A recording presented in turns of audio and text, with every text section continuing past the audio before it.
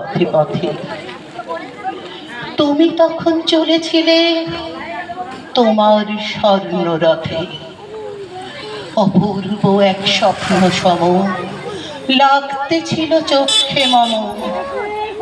কি বিচিত্র শোভা তোমার, কি বিচিত্র সাজ।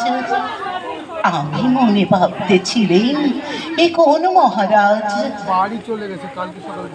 আজ শুভক্ষণে রাত পোহালো, ভেবেছিলেন তবে আজ আমারে হতে নাহি হতে কাহার দেখা পেলেন পথে।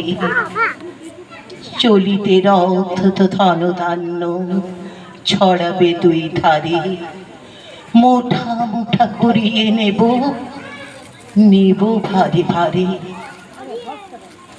মরি এই কথা রাজাধিরাজ, আমায় দাও গো কিছু। শুনে ক্ষণকালের তরে রইন মাথা নিচু। তোমার কি বা অভাব আছে ভিখারি ভিক্ষুকের কাছে? একে বল কৌতুকের বসে আমায় প্রবঞ্চনা। ঝুলি হতে দিলেন তুলে একটি ছোট কণা। যবে পাত্রখানি ঘরে এনে উজাড় করি, একি ভিক্ষা মাঝে একটি ছোট সোনার কণা দেখি।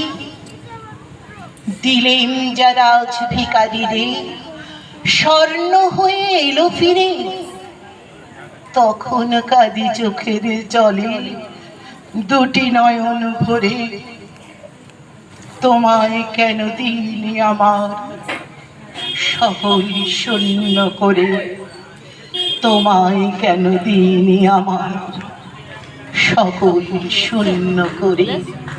কবিতাটির মধ্যে দিয়ে কবিগুরু ঈশ্বরের প্রতি সম্পূর্ণ আত্মনিবেদনের কথা বলেছেন, আত্মসমর্পণের কথা বলেছেন। আমরা ঈশ্বরের জন্য কি বা করতে পারি, কি বা